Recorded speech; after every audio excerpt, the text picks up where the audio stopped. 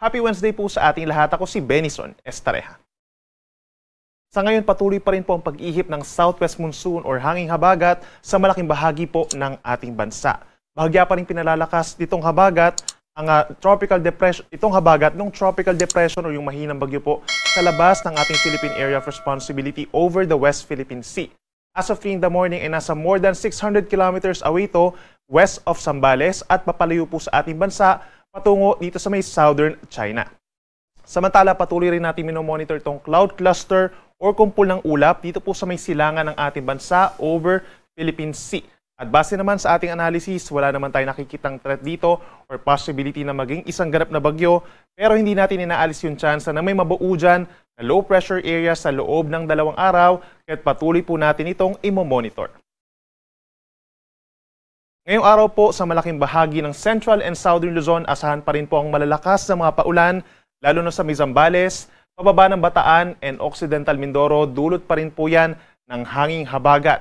Moderate to heavy with at times intense rains po ito, kaya posible pa rin magdulot ito ng mga pagbaha at pagguho ng lupa dun sa mga nabanggit natin na mga lugar. Samantala, meron tayong aasahan na makulimlim na panahon in some areas pa kabilang ng natitirang bahagi ng Central Luzon, Pangasinan, pababa ng Metro Manila, gayon din ng Calabarzon at rest of Mimaropa, mga light to moderate with at times heavy rains po yan dahil din sa southwest monsoon. Habang as early as this morning, ang malaking bahagi ng Kabikulan, asahan din po yung mga minsan malalakas na mga paulan dahil din po yan sa habagat.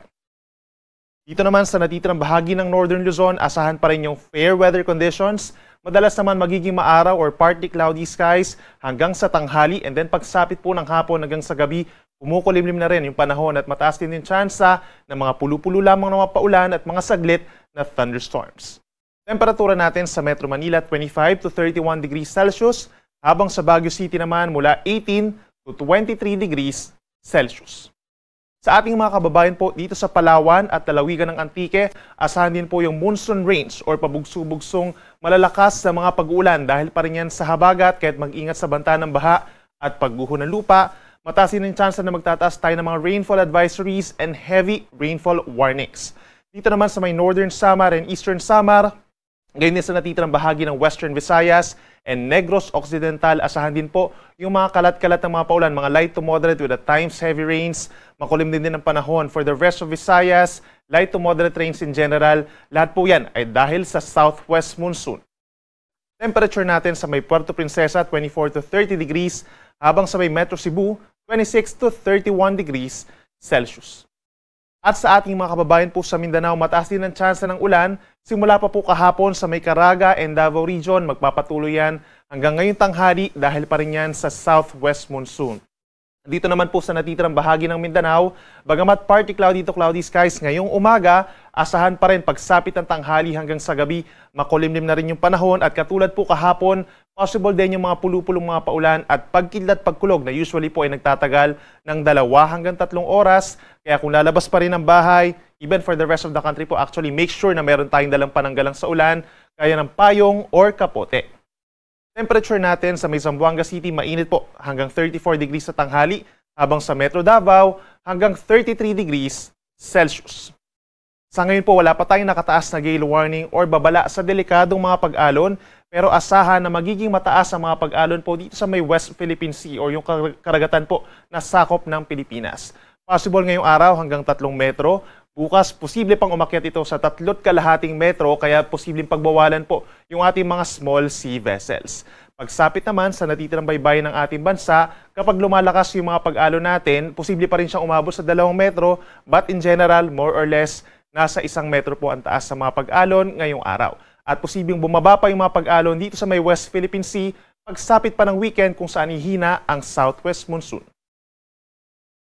Bukas, araw ng kalayaan or Thursday, meron pa rin tayong aasa mga malalakas sa mga paulan, dulot pa rin yan ng southwest monsoon.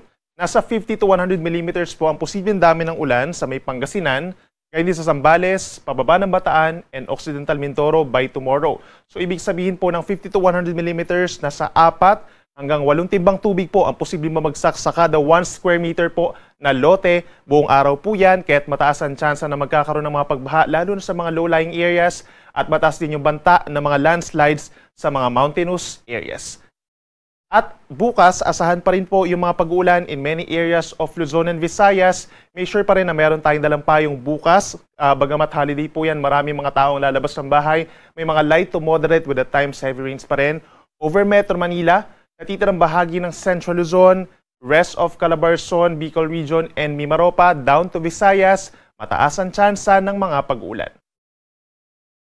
At para naman sa Friday, hanggang sa Sunday forecast natin, that's June 13 to 15, simula po sa Friday, hihina yung ating hanging habagat. Kaya taasahan na lamang yung mga paulan dito sa may northern and western sections of Luzon. Kabilang na dyan ang Batanes, pababa ng Babuyan Islands, Ilocos Region, some areas sa may western sections ng Central and Southern Luzon, kabilang na ang Metro Manila, mga mahina hanggang katamtamang mga paulan pa rin. Kaya make sure po na meron pa rin tayong talampayong pagsapit ng Friday. Habang sa natitirang bahagi ng bansa sa Friday naman is partly cloudy to cloudy skies at may tsansa rin po ng mga pulupulong ulan at pagkita at pagkulog pagsapit ng hapon hanggang sa gabi. And over the weekend naman, mas hihina pa yung hanging habagat at mas iiral na ngayon yung easterlies o yung hangin po galing sa may silangan, lalo na sa may bandang Visayas and Mindanao. Kaya mataas po ang tsansa ng mga pulupulong mga paulan doon, lalo na sa dakong hapon hanggang sa gabi. At ang natitirang bahagi ng Luzon, bagamat improved weather conditions or maraming pagkakataon na magiging maaraw naman, pagsapit na tanghali, mainit at maalinsangan pumuli at mataas muli ang tsansa ng mga saglit na ulan at mga thunderstorms sa dakong hapon hanggang gabi. Ang ating sunrise is 5:27 in the morning at ang sunset ay 6:25 ng gabi.